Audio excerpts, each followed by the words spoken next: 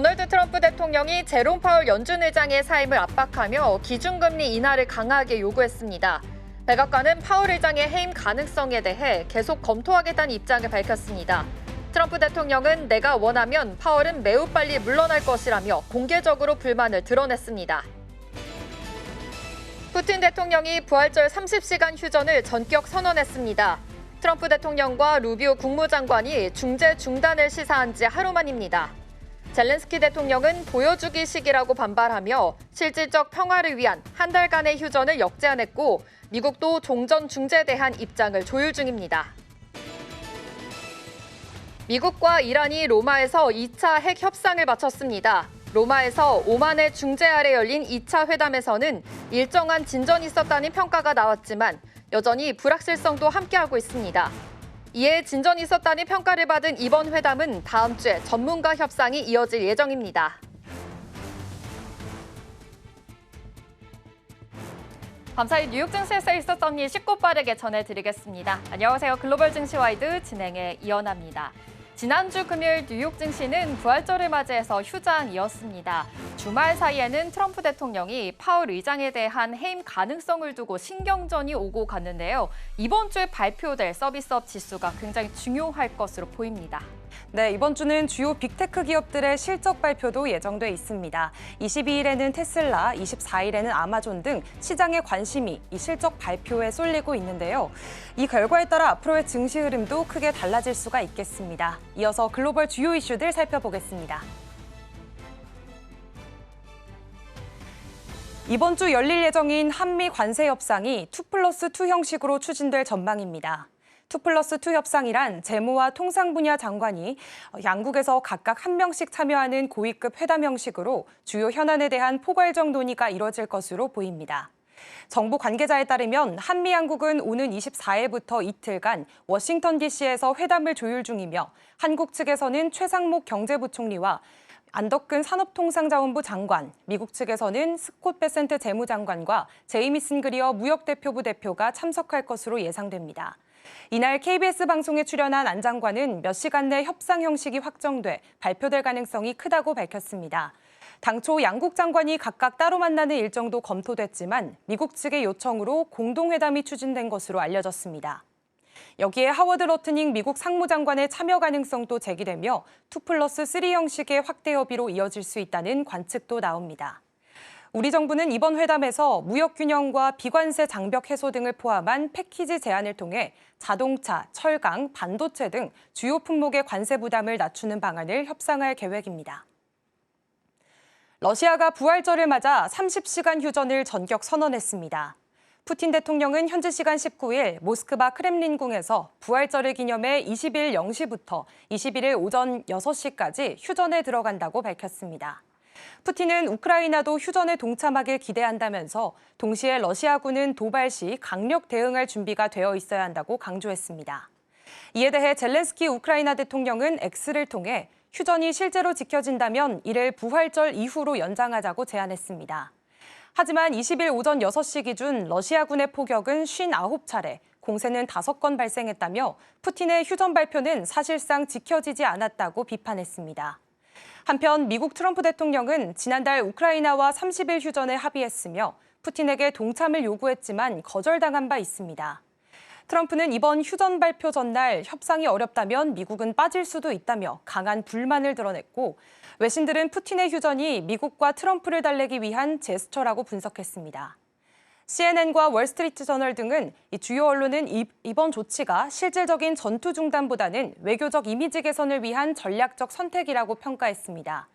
이런 가운데 러시아와 우크라이나는 아랍에미리트 중재로 전쟁포로 538명을 맞교환하며 2022년 개전 이후 최대 규모의 포로 교환을 이뤘습니다.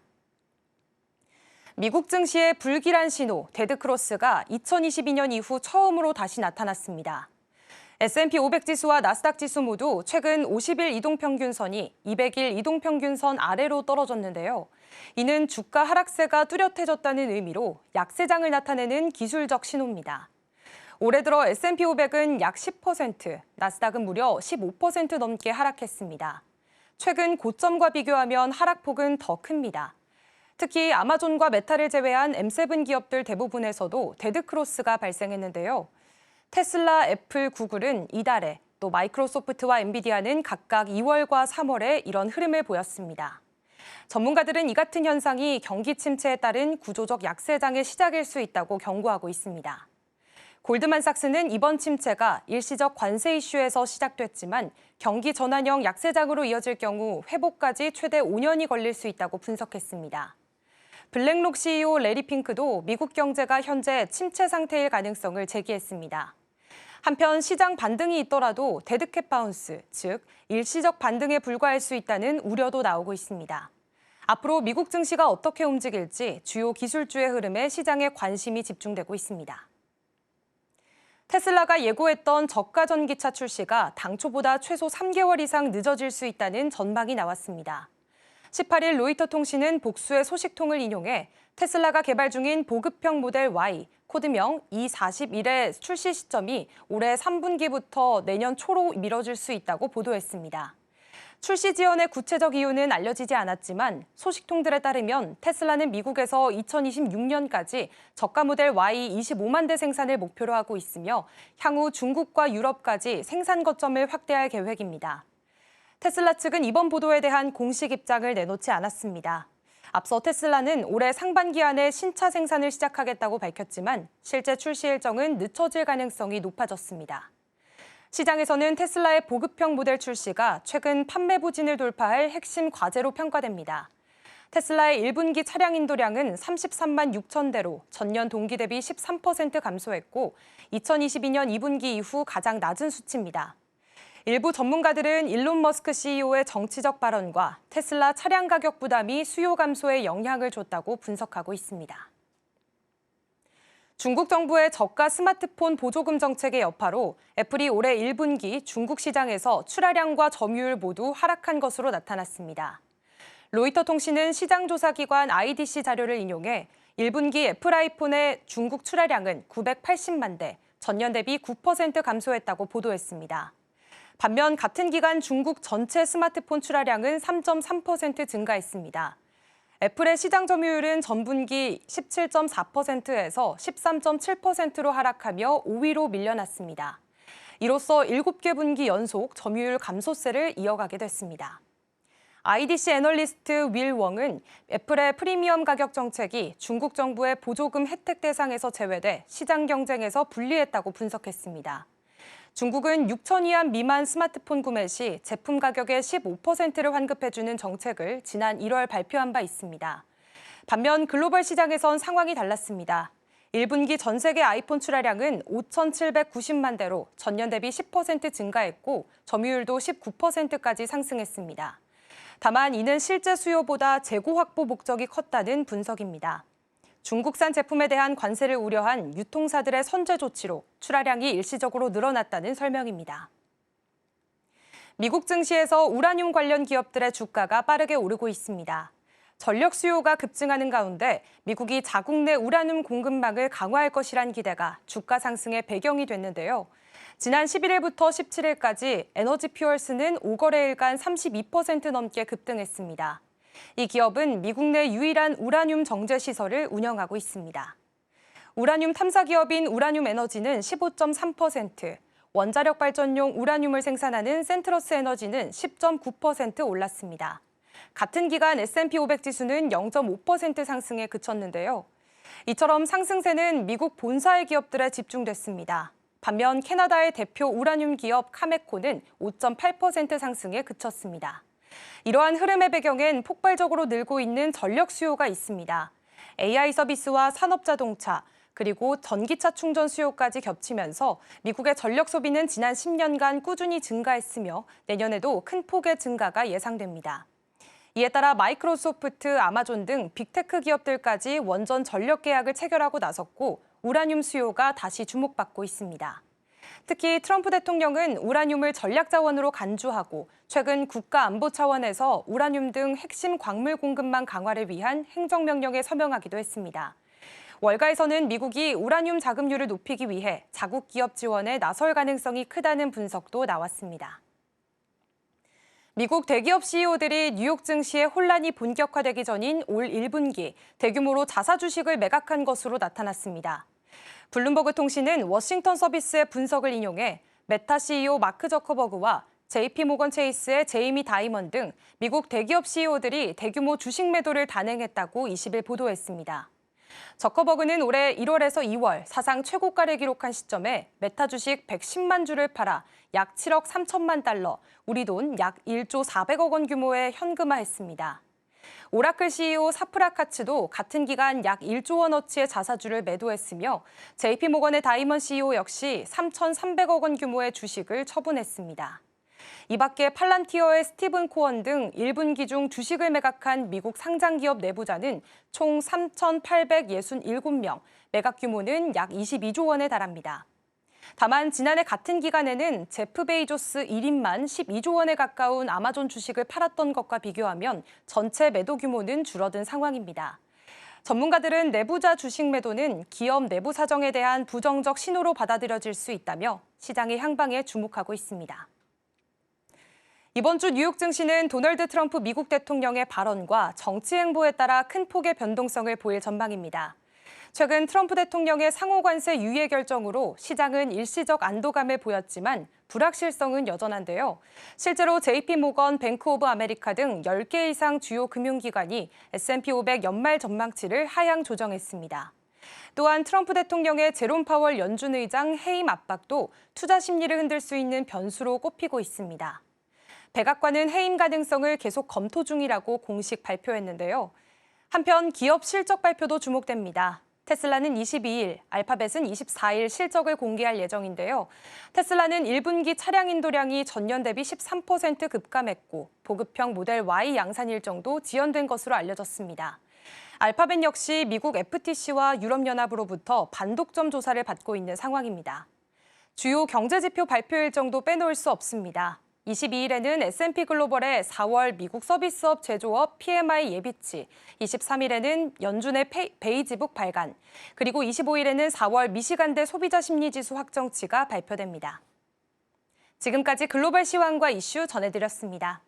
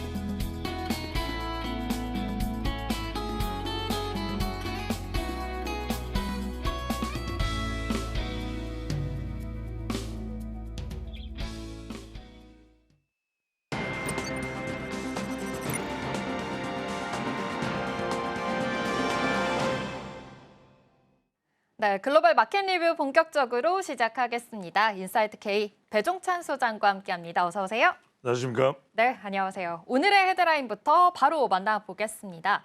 오늘의 헤드라인은요. 파워로 흔들기 vs AI 전력 전쟁, 혼동 속의 반전주는 이라고 잡아봤습니다. 지난주 금요일에는 이 부활절을 맞이해서 뉴욕 증시가 휴장이었습니다. 하지만 주말 사이에 이 파월 의장에 대한 임기 가능성을 두고 계속해서 좀 신경전이 오고 가는 흐름이었는데요. 이뿐만이 아니죠. 트럼프 대통령의 상호 관세 전쟁에 관해서도 계속해서 또 시장은 흔들리고 있습니다. 파월 의장이 또 아무래도 금리 동결에 대한 좀 스탠스를 취하면서 트럼프 대통령이 이 의장을 좀 해임해야 된다. 뭐 이런 가능성까지 나오고 있는 그런 좀 상황이잖아요. 네. 아무래도 이번 주에는 또 중요한 이벤트들도 많습니다. 경제 지표를 확인할 수 있는 서비스업 지수도 나오고 또 이제는 실적 시즌을 맞이한 만큼 주요 빅테크 기업들의 실적까지도 나오고 있는 상황입니다. 이번 주 굉장히 중요할 것 같거든요. 소장님 어떻게 보고 계신가요? 그렇습니다. 뭐 실적도 나오고 연준 파월 의장 흔들기도 계속되고 있고 네.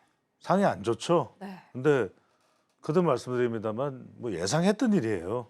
트럼프가 이런 스타일이에요. 그래서 지금 우리도 최상무 경제부총리나 또 안덕근 산업통상사무부 장관이 가서 협상을 하는데 네. 이것도 이제 직접 트럼프 대통령이 개입할 가능성이 상당히 높습니다. 그래서 지금 이런 상황들 계속해서 변동성이 크고 이런 부분들이 제가 말씀드렸죠. 짧으면 3분기까지, 네. 길면 거의 연말 가까이. 그런데 땡스기빙 데이나 네. 그다음에 산타랠리까지는 안 간다. 왜? 그건 미국 사람들도 못 참아요. 완전 하반기까지는 그렇죠. 그거는 안갈 가능성이 하반기까지 있다. 가는 거는 미국 사람들이 못 참아요. 네. 그래서 대체로 좀 이런 우왕좌왕한 상황이 짧으면 한 9월까지 갈 수 있기 때문에 근데 제가 계속 말씀드립니다만 저도 30년 이상을 시장을 분석하고 있지만 네. 이런 상황들이 뭐 지금도 최근에 S&P 500의 이 등락폭을 놓고서 뭐 2차 대전 이후에 뭐 세 번째다. 그럼 무슨 2차 대전 이야기 나오고 이러면은 상당히 이제 골치가 아픈 거거든요. 근데 그러면 죄송합니다. 그럼에도 불구하고 이런 상황들은 상당히 예상했던 상황이다. 문제는 이제 사람과 관련된 부분이죠. 파월 연준 의장이 한 임기가 1년 정도 남아 있거든요. 네. 내년 5월까지인데 지금 이게 해임 가능성이 점점 높아지고 있는 것 같아요. 그러니까 이미 마음에 두고 있는 사람이 있어요. 트럼프 대통령 스타일은 누군가를 마음에 두면 그 사람을 기어이 또 임명을 하더라고요. 그래서 파월은 아니야. 다른 한 사람을 지금 임명하려고 그 사람하고는 지금 이야기를 워시죠. 케빈 워시 전 연준 이사 임명 논의를 하고 있습니다. 네. 그래서 임명할 것 같아요. 기어이 해요. 기어이 합니다. 트럼프 대통령. 그래서 좀 이런 부분들도 조만간 두 번째 좀 스톰이 올 것 같기도 해요. 이런 상황이 벌어지면. 근데 제가 그전 말씀드렸지만 다 예상한 일이기 때문에 너무 우리가 우왕좌왕할 이유가 없다. 이런 말씀 드리고 지금 뭐 알파벳과 테슬라 이야기도 나오는데 다 뭐 지금 실적이 안 좋을 것 같아요. 테슬라는 워낙 지금 매출이 급감했는데 이게 정치적인 이유도 있고 실제 차량 자체가 나와야 되는 신 모델이 안 나와서 그런 것도 있습니다. 우리 방금 전에 보도가 됐지만은 그 이야기도 이따 좀 드릴 것 같고요. 드려야 되고요. 네. 그다음에 알파벳도 지금 뭐 구글 알파벳도 좋은 상황이 아닙니다. 그래서 지금 반독점 조사가 있어요. 유럽에서도. 그러니까 이것도 지금 상황 자체가 상당히 좀 어려워질 수밖에 없는 그런 상황이다라고 말씀드려야 될 것 같고 중요한 건 이제 지표인데 지표는 우리가 뭐 트럼프가 어떻게 국정 운영을 하든 또는 연준은 연준 나름대로의 금리 철학이 있으니까 중요한 건 지표예요.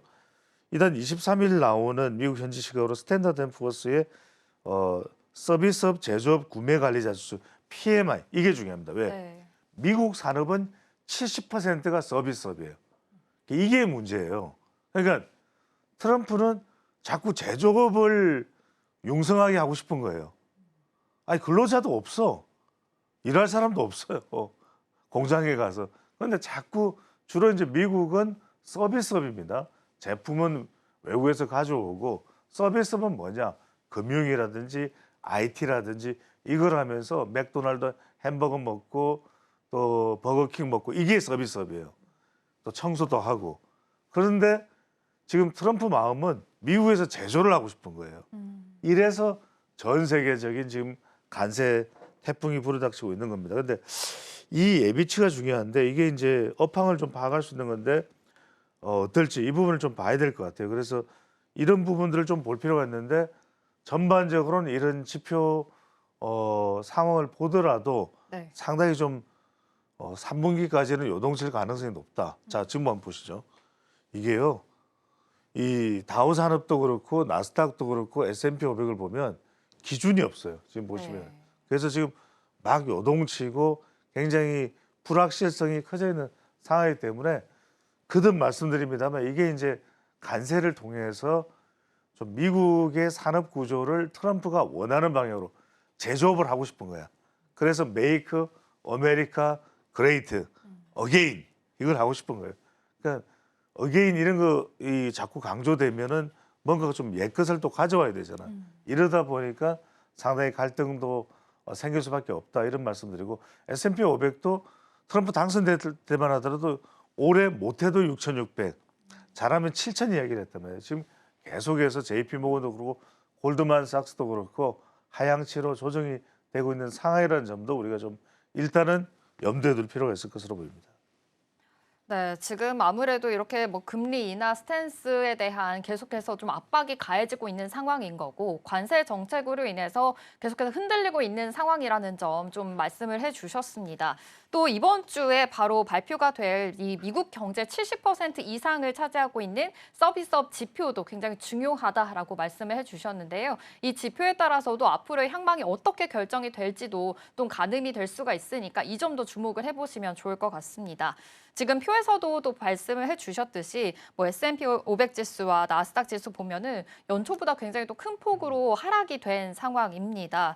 지금 뭐 미국 3대 지수 모두 뭐 데스크로스 현상이 나타나고 있다 이런 이야기까지 나오고 있거든요. 근데 이 와중에도 이 종목 가격이 지금 올라가고 있는 반전 종목이 있다고 그렇죠. 들었습니다. 그러니까 여러분들이 지금 1년 내내 머릿속에 뭘 집어넣고 있어야 되냐면 네. 전력이에요. 전력이요? 미국은 전력이 지금 부족할 수밖에 없습니다. 기본적으로 워낙 부족한 데다가 최근에 캐나다하고 갈등을 빚으면서 캐나다도 시큰둥해요. 전력을 쌓아주는 데 있어서. 그러니까 이제 캐나다의 온타리오 같은 데서는 무슨 이야기를 하냐면 미국 동북부의 뉴욕이라든지 바스턴에 이렇게 전력을 쌓아주는데 자꾸 이렇게 갈등을 빚으니까 그래? 그럼 우리 전력 요금 더 올릴게 이렇게 이야기하면서 급기야 나중에 자꾸 미국이 심하게 하면 우리 전력 공급 안 할 수도 있어 이렇게 나온단 말이에요. 그만큼 미국이 힘들어요 전력이. 그 다음에 자꾸만 AI 데이터 센터 이런 거 이쪽으로 이제 확산되다 보니까 네. 전력이 부족한데 그러면 이제 원전을 해야 됩니다. 원전을 하면은 우라늄이 필요해요. 이게 원료입니다. 그렇기 때문에 미국도 많이 보유를 우라늄 하고 있습니다만 점점 이제 부족해질 수밖에 없는 상황이겠죠. 근데 지금 그래서 이 관련되는 종목들의 주가가 급등을 합니다. 대표적인 게 이제 에너지 퓨얼스가 있죠. 이 기업이 이제 유일한 우라늄 정제 시설을 운영하는데 이 우라늄 탐사 채굴 기업인 우라늄 에너지도 올라가고 방금 전에 말씀드렸던 에너지 퓨얼스도 주가가 올라가고 그다음에 원자력 발전용 저농축 우라늄 생산 기업인 센트러스 에너지도 올라간단 말이에요. 그러니까 이건 뭐냐? 우리나라도 전력 쪽은 좋아요. 그러니까 LS 일렉트릭이라든지 이런 쪽에 자꾸만 우리가 주목을 하냐면 왜냐하면은 그 다음에 한전도 그렇고 우리가 지금 미국의 캘리포니아에 계속해서 이 진출을 지금 하고 있거든요. 네. 그러니까 이 관련되는 기업들은 상당히 괜찮다. 더군다나 최근에 우리가 원전 설계도 미국에 수출했다는 이야기가 나왔거든요. 그러니까 원전 쪽은 굉장히 우리가 주목을 해볼 필요가 있다. 미국 기업이든 우리 기업이든 이 말씀을 드릴 수밖에 없을 것 같아요. 그래서 트럼프 대통령도 지금 우라늄을 전략 자원으로 보고 있어요. 더군다나 뭐 중국이 히토리 안 주겠다 희귀광물 이야기하니까 중국은 다른 건 몰라도 우라늄만큼은 국가 안보와 직결된다. 이런 행정명령에도 서명하고 있기 때문에 거듭 말씀드립니다. 미국도 전력, 한국도 전력입니다. 최근에 한전도 좀 주가가 올라가잖아요. 네, 맞습니다. 아무래도 지금 AI 관련된 또 기업들도 많이 지금 발생하고 있고 이렇게 서비스가 확산되는 만큼 이 전력에 대한 수요가 또 늘어나고 있습니다. 전력 관련주들 우리나라 기업뿐만이 아니라 지금 미국 관련된 기업들도 주가가 계속해서 올라가고 있다라는 점 체크를 해보시면 될 것 같습니다. 그중에서도 우라늄을 좀 전력 자원으로 보고 있는 분위기라는 점 좀 체크해서 투자 포인트까지 세워보시면 될 것 같습니다. 그럼 이뿐만이 아니라 에너지 관련된 사업들 이런 종목들도 지금 올라가고 있다라는 이야기가 있어요. 그렇죠. 대표적인 게 트럼프 행정부 들어와서는 네. 신재생 에너지, 특히 태양광은 재미가 없잖아요. 재미를 못 보죠. 왜냐면 바이든 행정부에서 IRA법, 인플레이션 감축 법을 통해서 지원을 해준 게 신재생 에너지거든요. 중국은 오지 마, 신재생 에너지. 그래서 하나솔루션이 좀 빛을 보는 듯하기도 했단 말이에요. 근데 여기서 이제 중요한 건 뭐냐면 신재생 에너지가 트럼프 행정부에서 별 재미를 아주 크게 보지는 못할 거예요. 그런데 네. 일단 중국은 싫어. 근데 미국 기업에 대해서는 좀 오픈을 해줄 수도 있어요. 왜? 전력이 부족하니까. 그리고 여러분들 이 원전은 짓는데 시간 꽤 걸립니다. SMR이라도 뭐 3년, 5년, 정말 큰 원전 한 10년 걸려요. 그러니까 여기서 중요한 것은 태양광은 한 1년이면 만들 수 있거든. 그리고 미국에서 지금 미국 내에서 주로 수직 계열화 산업 구조를 갖고 있는 회사가 어디냐? 퍼스트 솔라예요. 네. 그래서 이거 한번 보십시오. 보시면은 지난 5일 동안에 퍼스트 솔라 이 관세 전쟁의 유일한 성자다 이런 이야기가 나오는 게 좀 올라가다가 내려가다가 다시 올라갑니다. 다시 올라가는 배경이 뭐냐면 오른쪽 끝을 보시면 올라가고 있죠. 저 이유가 다른 이 신재생 에너지 기업들은 대체적으로 해외에 뭔가 생산 기지를 두고 있는 경우들이 많아요. 네. 태양광 이 판을 설치하기 위한. 그런데 이 퍼스트 솔라는 거의 대부분 절반 정도 이상은 미국 내에 있어 산업이. 그러면 트럼프의 성향상 아메리카 퍼스트잖아요. 그렇죠. 그러면은 신재생 에너지는 재미를 못 보는데 그래도 미국 내에 있는 산업을 가지고 있는 신재생 에너지는 그건 달라져요. 그래서 관세 전쟁의 수혜자가 되고 있는 것이 바로 퍼스트 솔라다. 그래서 여러분들이 여기에 좀 눈길을 둘 필요가 있고 우리도 신재생 에너지 쪽으로는 상당히 좀 뭐 2차 전지까지도 포함해서 우리 시장에서도 시큰둥하죠. 한데 미국 내의 기업과 뭔가 좀 협력을 할 수 있는 쪽에 대해서는 여러분들이 좀 주목을 하실 필요가 있어요. 하나솔루션도 그렇고 이 기업들이 OCI도 그렇고 조금 미국 쪽과 협력을 하고 있다. 네. 그러면 하반기 이후부터는 조금씩 더 괜찮아질 가능성 그 부분도 좀 주목을 해보실 필요가 있겠습니다. 네. 이 관세 정쟁, 이 관세 정책에 대한 목적이 아무래도 미국 자국으로 좀 끌어들이기 위한 목적인데 지금 이 퍼스트 솔라가 매출이 93%가 미국에서도 발생한다라고도 말씀을 해주신 만큼 이 관세 전쟁에 대한 유일한 또 수혜주가 아닐까라는 말씀까지도 해주셨습니다. 이 점도 참고해서 또 투자 포인트 세워보시면 좋을 것 같은데요.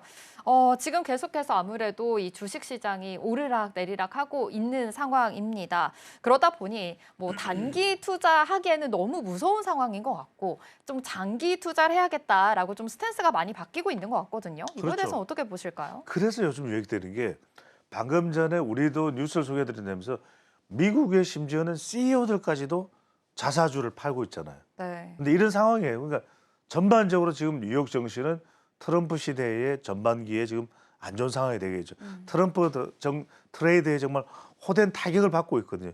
이럴 때 좋은 게 그냥 ETF로 가라는 거예요. 그래서 묵혀놓고 그렇죠. 오랫동안. 서학 개미도 상당히 타격을 받고 있는데 네. 왜냐하면은 너무 단기적인 것보다는 그러니까 내년 후내년은 좋을 수밖에 없어요.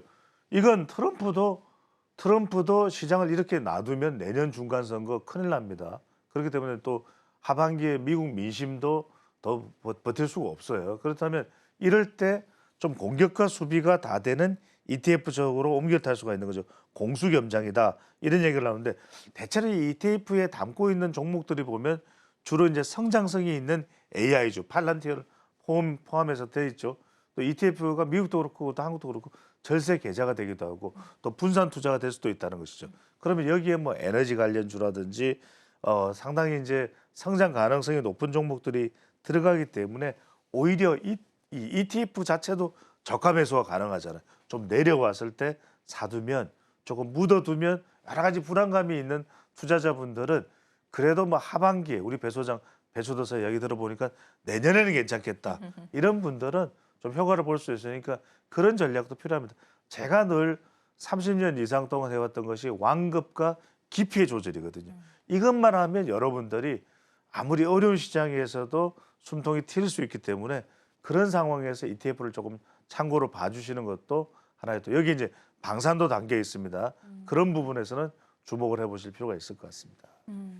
아무래도 지금 계속해서 또 흔들리고 있는 시장이다 보니까 좀 더 멀리 봤을 때는 그래도 우상향 되고 있는 뉴욕 증시이기 때문에 ETF 쪽으로는 좀 더 시선을 돌려서 생각해 보면 어떨까라고도 말씀을 해주셨으니까요. 이 점도 참고해 보시면 좋을 것 같습니다.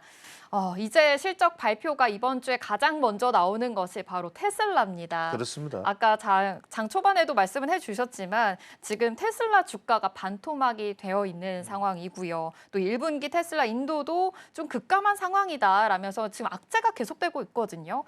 이번에 테슬라 실적에 대한 전망 어떻게 보고 계실까요? 그렇죠. 뭐 좋을 수 없겠죠. 지금 뭐 여러 가지 이유가 있는데 네. 첫 번째로는 테슬라 제품 그 자체와 관련돼 있습니다. 모델이 나와야 될 때 나와줘야 돼요. 또 지금 전반적으로 시장이 좀 안 좋은 것도 있죠. 왜냐 BYD가 치고 또 전 세계 시장을 그렇죠. 승승장구해서 나가는 그런 상황, 여러 가지 가격이라든지 이런 시장에서의 어떤 공격성이라든지 이런 걸 볼 때 테슬라가 상당히 좀 주춤한 상황이에요. 여기서 이제 좀 저가형 모델 Y가 빨리 나와줘야 되는데 이 부분이 지금 나오기가 힘들다. 3개월 이상 늦어질 수도 있다. 뭐 이런 이야기. 심지어는 올해 3분기 이야기도 나옵니다. 내년 초에 나올 수도 있다.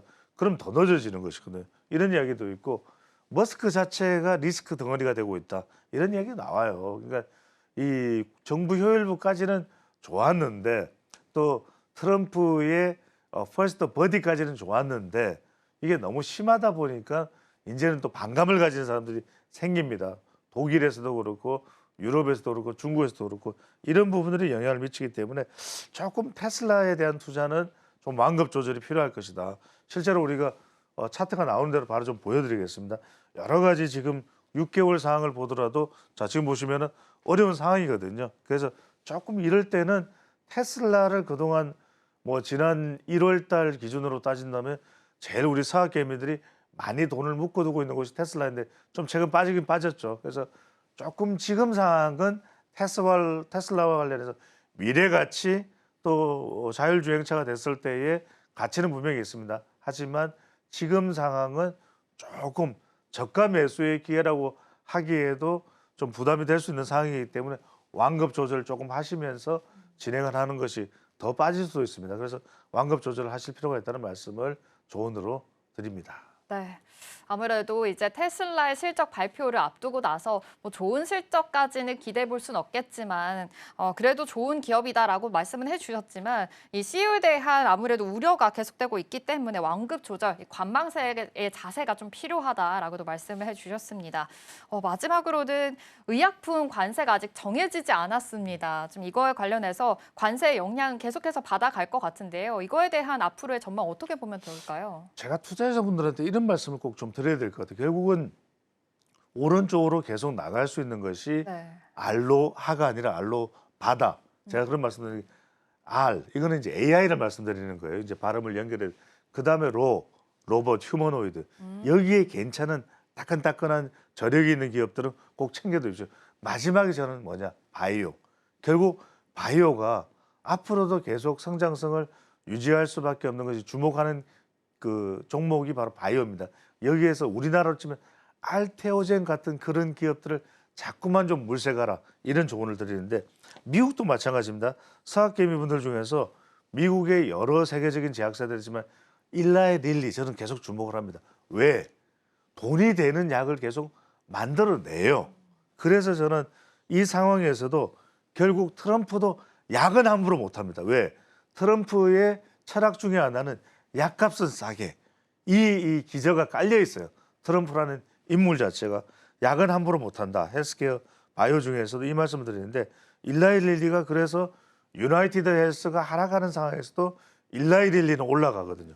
그 이유가 뭐냐면 이 유나이티드 헬스 같은 경우에는 실적 경고가 나오니까 관련되는 이 보험사 주가도 이제 내려가요. 근데 일라이 릴리는 뭐냐? 조금 전에 자막에도 나왔습니다만 먹는 비만 치료제. 네. 야 이거 저도 먹고 싶어요.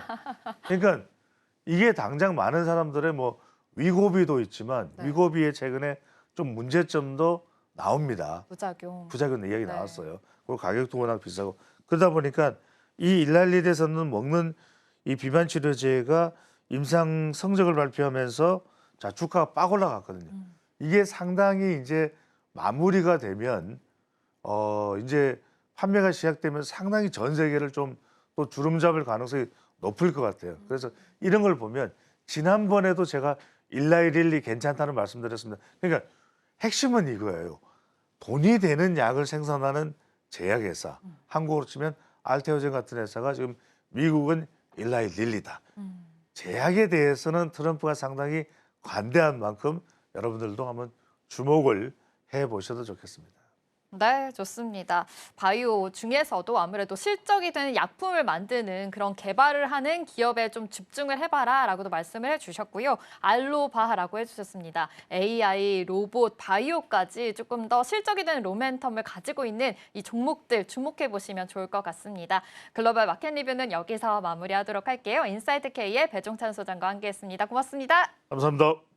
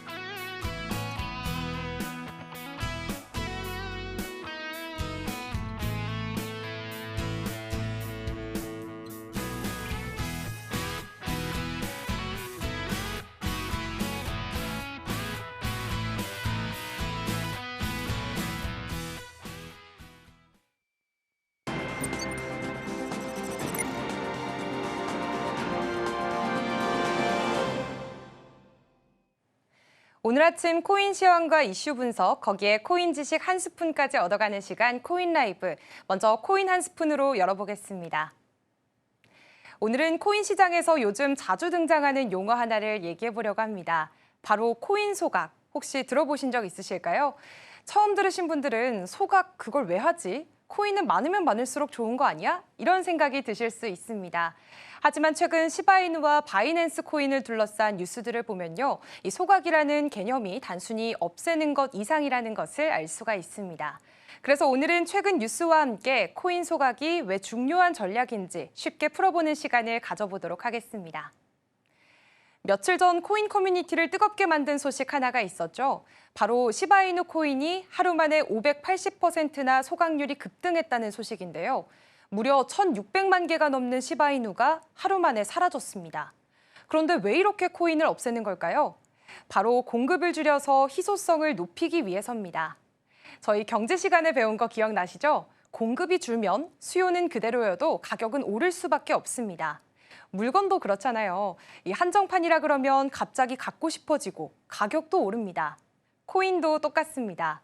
그래서 시바이누도 우린 이만큼이나 희귀해졌어 하면서 시장에 어필을 한 거죠. 그리고 실제로도 효과가 있었습니다. 같은 기간에 시바이누 가격이 5%나 넘게 반등을 했거든요. 물론 거래량은 살짝 줄었지만 여전히 커뮤니티의 응원과 관심이 남아있다는 해석도 나왔습니다. 또 아예 전략으로 소각을 활용하는 코인도 있습니다. 대표적인 예가 바로 바이낸스 코인, BNB입니다. BNB는요, 크게 두 가지 방식으로 소각을 합니다. 첫 번째는 실시간 소각입니다. 바이낸스 거래소에서 누군가 거래할 때마다 수수료 일부를 바로바로 소각합니다. 그리고 두 번째는 분기별 대규모 자동 소각 시스템인데요. 이건 정기적으로 정해진 공식에 따라 큰 규모의 코인을 사라지게 하는 겁니다. 올해 1분기에는 무려 157만 개, 약 10억 달러어치의 BNB가 사라졌습니다. 이건 그냥 보여주기용 이벤트가 아니라 애초에 BNB라는 코인의 경제 모델 자체에 소각이라는 게 포함되어 있는 겁니다. 이게 바로 계획된 희소성이자 장기적인 가치 방어 전략인 거죠. 자, 이제 본격적으로 소각이라는 개념을 정확히 짚고 가볼까요? 코인을 소각한다는 건 말 그대로 코인을 시장에서 제거해버리는 걸 말합니다. 근데 단순히 삭제 버튼을 누르는 게 아니라 아주 특별한 방식으로 이뤄집니다. 바로 출금이 불가능한 코인을 지갑 주소로 코인을 보내는 건데요. 이 지갑은 다른 사람처럼 비밀번호나 개인 키가 있는 게 아니라 아예 접근 자체가 불가능한 주소로 만들어져 있습니다. 그래서 한 번 들어간 코인은 절대로 다시 꺼낼 수가 없기 때문에 실질적으로는 이 세상에서 사라진 셈입니다. 이런 지갑을 흔히 블랙홀 지갑이라고도 부르는데요. 블랙홀이 모든 걸 빨아들이고 다시 못 나오게 하듯이 이 지갑도 코인을 빨아들이고는 다시는 내놓지 않습니다. 그래서 영구 소각이라고 불리는 건데요. 이런 방식은 블록체인상에서도 공개적으로 확인이 가능합니다. 모든 거래 기록이 남기 때문에 정말 소각했는지 아닌지 사용자들이 직접 눈으로 확인할 수도 있는 투명한 구조입니다. 이 투명성 덕분에 투자자 신뢰도 확보할 수 있는 건데요. 자, 그렇다면 왜 굳이 이런 수고를 들여서 코인을 소각하는 걸까요? 이유는 크게 세 가지로 정리할 수 있습니다. 먼저 첫 번째는 희소성 확보입니다. 이건 우리가 경제 시간에 배웠던 수요와 공급 법칙 똑같습니다. 어떤 자산의 공급이 줄어들면 수요가 일정할 때 그 자산의 가치는 올라갑니다. 코인도 마찬가지인데 코인의 유통량이 줄면 이 시장에서는 이 코인 더 귀해졌네 하고 느끼고 그렇게 자연스럽게 가치가 오를 가능성이 생깁니다. 특히 시바이누처럼 커뮤니티 주도로 소각이 일어나는 경우에는 단순히 희소성을 높이는 것 이상으로 투자자들의 심리적인 지지를 끌어내는 효과도 있습니다. 우리 코인은 우리가 책임진다라는 그런 메시지를 주는 거죠. 두 번째는 부당 이익 방지입니다. 많은 암호화폐 프로젝트는 처음 시작할 때 ICO나 사전 판매를 통해 자금을 모으는데요. 이 과정에서 종종 코인이 일부 남게 됩니다. 이 남은 물량을 나중에 개발팀이 시장에 다시 풀어버리면 시장은 혼란스럽고 또 가격은 폭락하겠죠. 그래서 이런 잔여 코인은 아예 소각해버리는 방식으로 처리합니다. 우린 이 물량을 절대 쓰지 않을 거야 라고 확실히 보여주는 거죠. 이건 단순히 회계 정리 차원이 아니라 투자자 보호를 위한 신뢰 확보 장치로도 쓰이고 있습니다. 세 번째는 기술적 전환 시 혼란 방지입니다. 예를 들어 네이버의 핀시아와 카카오의 클레이튼이 하나로 통합된다는 소식이 있었죠. 이런 경우 기존 코인을 그냥 두면 사용자 입장에서는 이제 뭐가 진짜 코인이야 하고 혼란이 생기게 됩니다. 그래서 이럴 땐 과감하게 기존 코인을 소각해서 완전히 정리하는 겁니다. 이건 마치 우리가 휴대폰 기종을 바꾸면서 예전 폰은 초기화하고 폐기하는 것과 비슷한데요. 깔끔하게 정리하고 새 출발을 하는 거죠. 이렇게 하면 사용자 입장에서도 헷갈릴 일이 줄어들고 또 프로젝트의 브랜드 이미지도 깔끔하게 유지됩니다. 자, 그렇다면 실제로 소각 전략을 체계적으로 운영하는 코인은 뭐가 있을까요? 앞서 언급한 BNB와 시바이누가 대표적인 사례입니다. 먼저 BNB는 바이낸스 거래소의 공식 코인이죠. BNB는 아주 일찍부터 장기적인 소각 계획을 세워왔습니다. 단순히 한두 번 소각하는 게 아니라 총 발행량의 절반 수준인 1억 개까지 줄이겠다는 계획을 세우고 이를 분기별로 꾸준히 실행해 왔습니다. 지금까지 총 30번의 소각이 이뤄졌고 매번 그 내역은 공식 블로그나 블록체인상에서 투명하게 공개됩니다. 투자자들도 우리가 가진 BNB의 가치가 점점 더 희소해지고 있구나 하고 느끼는 거죠. 반면 시바이누는 조금 독특한 구조를 갖고 있습니다. 중앙에서 통제하는 시스템이 아니라 커뮤니티가 중심이 되어 자발적으로 소각을 진행하고 있는데요. 사용자가 직접 시바이누를 소각하는 웹사이트를 활용하기도 하고 일부 프로젝트는 수익의 일부를 자동으로 소각에 쓰기도 하죠. 이렇게 자율성과 참여 기반의 구조를 갖고 있는 시바이누는 밈코인도 전략적일 수 있다라는 좋은 사례로 자주 언급되곤 합니다. 실제로 시바이누는 전체 발행량의 거의 절반을 이미 소각했다고 하니까 단순한 유행 코인을 넘어서 전략이 있었다는 점도 확인해 보실 수 있습니다. 자, 오늘은 코인 소각이라는 개념을 이슈와 함께 하나하나 풀어봤는데 어떠셨나요? 예전엔 소각, 왜 없애지? 했던 개념이 지금은 가치를 높이기 위한 전략이구나 하고 이해되셨을 겁니다. 정리해보자면 코인 소각은 출금이 불가능한 지갑 주소로 코인을 보내서 시장에서 제거하는 행동이고 그 목적은 희소성 확보, 부당이익 방지, 전환 시 혼란 제거 이 세 가지로 나뉩니다. BNB와 시바이누는 각자 다른 방식으로 소각 전략을 세워서 시장의 신뢰를 얻고 있는 대표적인 사례죠. 이런 배경들을 알고 나면 다음번에 소각 소식이 뉴스에 나올 때 훨씬 다르게 보이실 겁니다. 그렇다면 계속해서 현재 코인 시황도 살펴보겠습니다. 먼저 3대 암호화폐 시장입니다.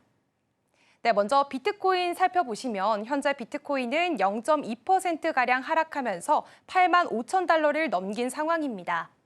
또 보도에 따르면 대형 투자자들이 비트코인을 역대 최대 수준으로 매수하고 있다는 이야기도 들리고 있는데요. 이것은 가격 상승 재료로 여겨지기도 한다는 점 함께 체크해 보시면 좋겠습니다. 이어서 이더리움 살펴보시면 이더리움은 2% 가까이 빠진 모습입니다. 현재 1,500달러 선을 지나가고 있는데요. 이더리움 역시 1,600달러를 목전에 두고 있습니다. 또 최근 미국 애리조나주의 디지털 자산 법안이 통과되면서 이더리움 가격은 최근까지만 해도 1,619달러까지 반등하기도 했습니다. 하지만 현재는 다시 1,500달러 선으로 내려온 모습으로 확인해 보실 수가 있습니다. 앞으로도 가격 향방이 주목되고 있는 상황입니다. 다음으로 XRP 살펴보시면 0.71% 하락하면서 2달러 선 겨우 지나가고 있는 모습입니다. XRP는 지난 1월에 기록한 사상 최고가에서 현재 약 46%가량 하락한 2.05달러 수준에서 거래가 되고 있는데요. 일부 투자자들 사이에서는 이것을 저가 매수의 기회로 보는 시각이 제기가 되고 있습니다. 그렇다면 이어서 주요 8가지 알트코인도 살펴보겠습니다. 네, 현재 8가지 알트코인 중에서 우선 체인링크만이 빨간불 켜진 상황입니다. 체인링크 3.3% 상승하면서 19,300원 선에서 지나가고 있고요. 다음으로 솔라나 살펴보시면 1.88% 하락해서 19만 8천원 선 기록하고 있습니다.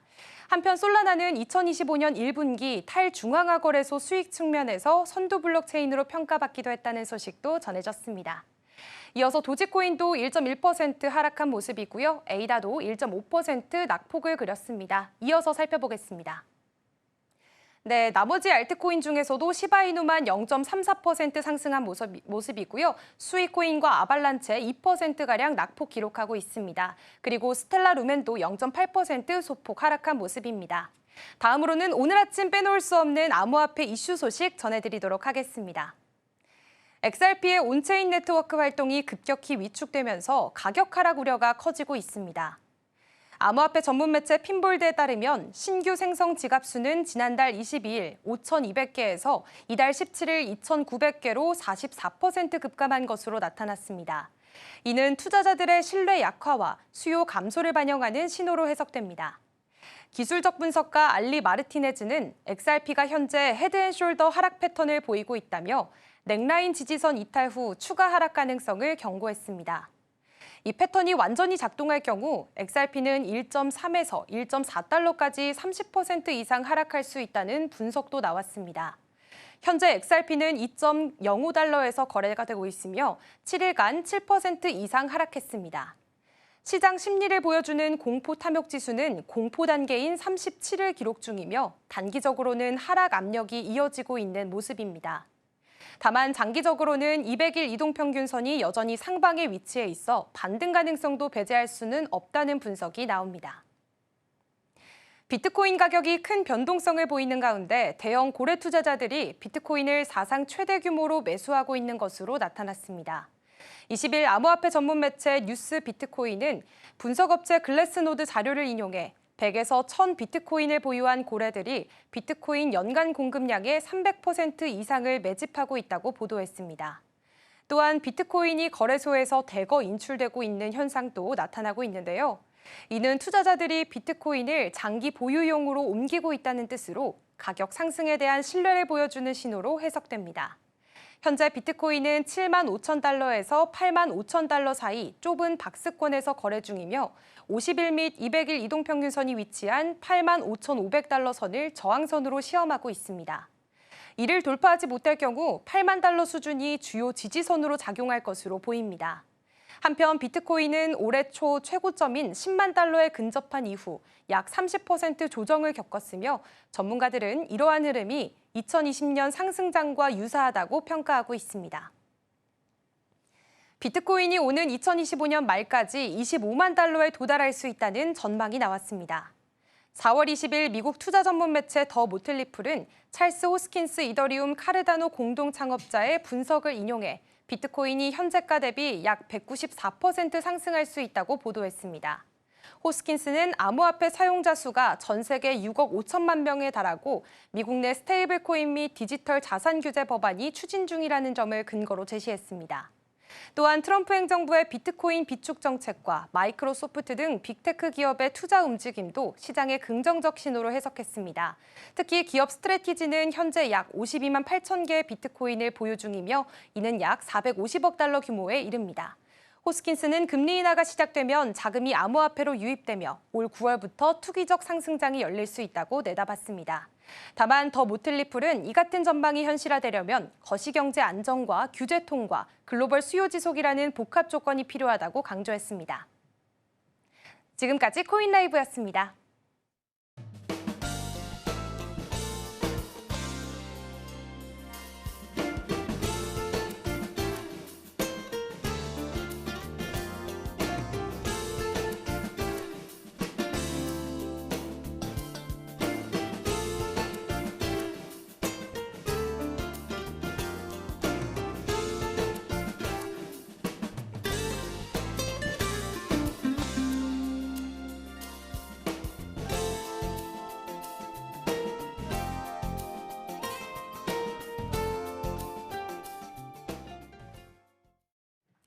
(4월 21일) 월요일 글로벌 증시 와이드가 준비한 소식은 여기까지입니다. 본 방송에서 제공하는 정보는 투자 판단을 위한 조언일 뿐 해당 종목의 가치와 수익률을 보장하지 않습니다. 다음 이 시간에도 알찬 소식으로 찾아오겠습니다. 함께해 주신 여러분 고맙습니다.